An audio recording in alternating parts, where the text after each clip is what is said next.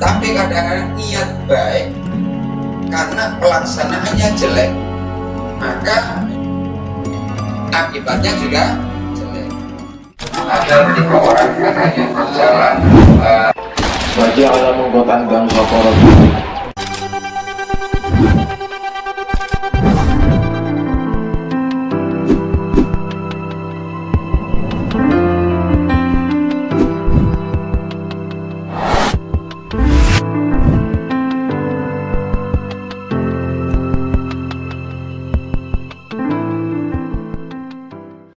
Sahabat-sahabat sekalian yang saya hormati, kalau kita telaah,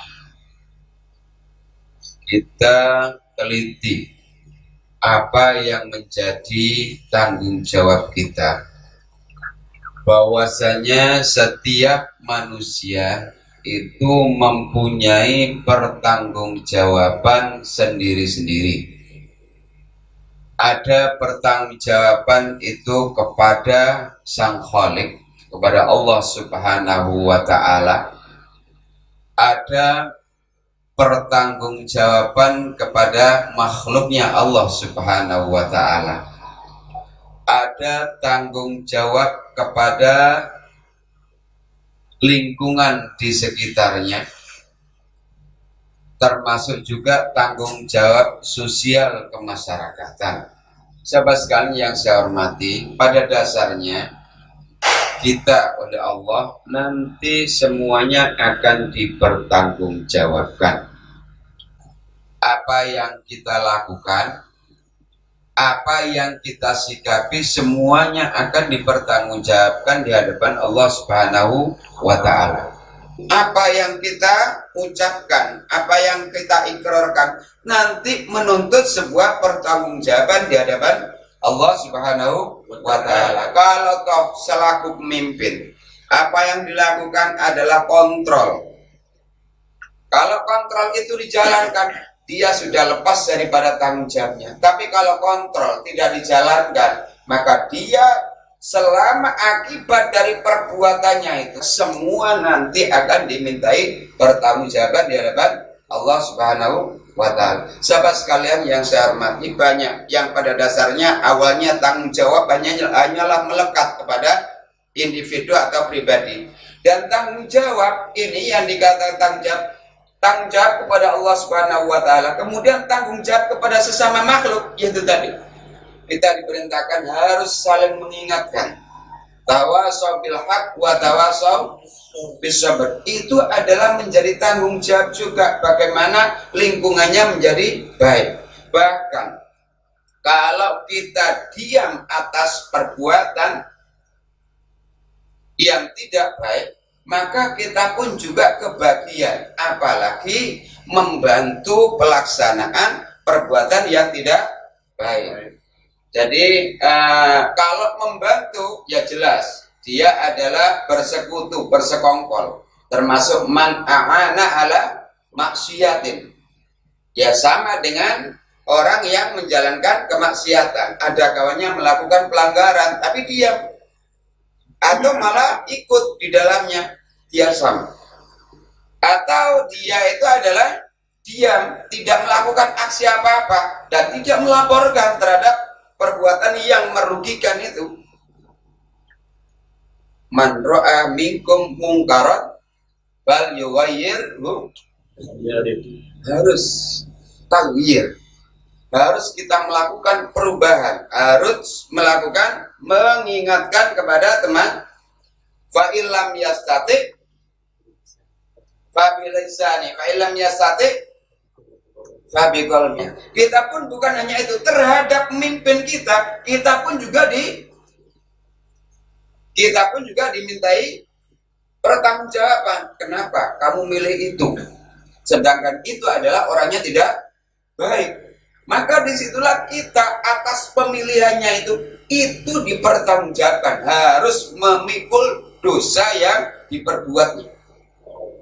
Sahabat sekalian yang saya hormati, mengingat besarnya tanggung jawab yang kita terima, maka kita senantiasa harus berhati-hati memohon kepada Allah Subhanahu wa taala agar kita diselamatkan oleh Allah Subhanahu wa taala dari perbuatan-perbuatan yang tidak baik, dari perbuatan-perbuatan yang dilarang, dari perbuatan-perbuatan yang merugikan dirinya sendiri ataupun perbuatan yang merugikan orang lain. Inilah yang harus kita lakukan dengan melakukan istighosah, dengan melakukan zikir bersama, berdoa, meminta kepada Allah, meminta keselamatan. Ini tiada lain, ini bagian daripada upaya bahwa semoga apa yang kita lakukan ini benar-benar berjalan dengan baik dan benar dan mendapatkan ridho Allah Subhanahu wa ta'ala.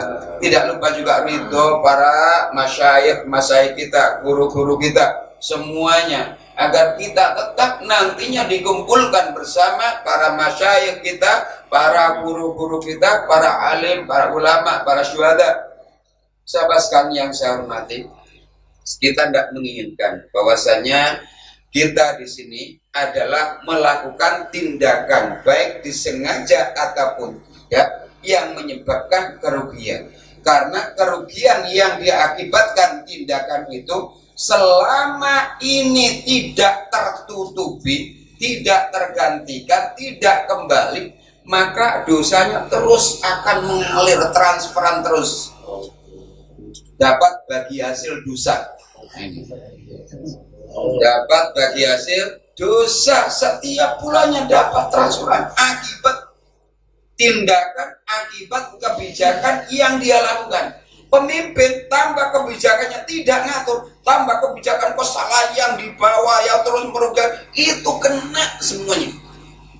Sahabat-sahabat sekalian, makanya kita memohon kepada Allah agar kita mendapatkan rahmat Allah, sehingga kita mampu berbuat yang benar, mampu menjalankan kebenaran, mampu menjalankan amanah ini dengan sebaik-baiknya. Kalau dilihat dari sisi tanggung jawab, saya melihat ada lebih 100 ayat yang menjelaskan tentang tanggung jawab itu. Belum lagi lebih 119 ayat yang terkait dengan tanggung jawab saja.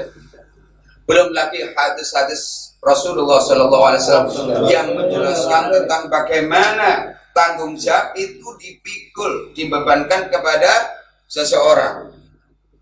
Yang sudah kita hafal tiada lagi, yang sering kita jalan, yang sering kita ingat dan sering kita dengar adalah kullukum ra'in wa kullukum mas'ulun an ra'iyati. Sampai di situ dijelaskan masing-masing kita sendiri selaku kepala keluarga di rumah kita tanggung jawab terhadap diri kita, terhadap istri kita, terhadap anak-anak kita. Kita punya tanggung jawab di rumah, termasuk bertanggung jawab terhadap lingkungan, terhadap pemanfaatan lahan yang diberi, fasilitas yang diberikan oleh Allah Subhanahu wa taala. Itu kita punya tanggung jawab. Di kantor kita punya tanggung jawab kepada atasan, tanggung jawab kepada sejawat atau selevel, ataupun tanggung jawab kepada bawahnya. Kita punya tanggung jawab semuanya. Sahabat sekalian yang saya hormati, maka daripada itu sering-seringlah kita ya, kalau toh melihat sering-seringlah berdoa kepada Allah Subhanahu wa taala, semoga kita diberikan kemampuan oleh Allah untuk menjalankan ini, sehingga kayaknya kalau toh seseorang itu akan lepas daripada tanggung jawab itu susah. Paling tidak itu diringankan dan diampuni karena kita sudah melakukan tindakan untuk perbaikan. Tapi kalau kita membiarkan, mohon maaf, sampai kapanpun. Kalau di dalam surat Yasin itu inna nahnu nuhyil mauta wa naktubu ma qaddamu wa asarahum. Nah, saya menulis ma qaddamu, apa yang kamu kemarin itu lakukan. Kalau tidak ada perbuatan, wa asarahum, dan apa? Asar, akibat daripada apa yang kamu perbuat dahulu. itu akan dipertanggungjawabkan nantinya di hadapan Allah Subhanahu wa taala.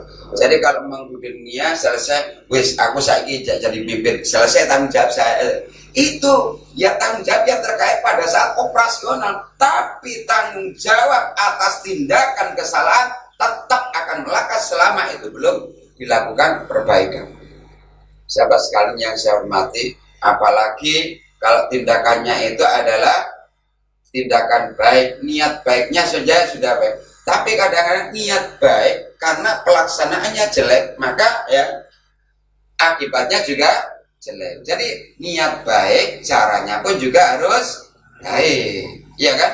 Sehingga apa dampaknya akan menjadi baik. Niat baik, sedekah ya akan berimakan, tapi caranya tidak baik, maka itu pun jadi tidak baik. Contohnya kayak apa? Ngasih makan langsung ya ini duk-beduk. Nah ini cara maunya bagus, sedekah, tapi ini adalah caranya tidak baik. Akhirnya apa? Jadi menjadi sesuatu yang tidak memberikan asar negatif kepada yang lain. Nah, niatan baik itu perlu dilakukan dengan cara yang baik. Jadi niatan baik kita kemudian harus diilmuni bagaimana menjalankan niatan itu sehingga menjadi kebaikan yang sempurna.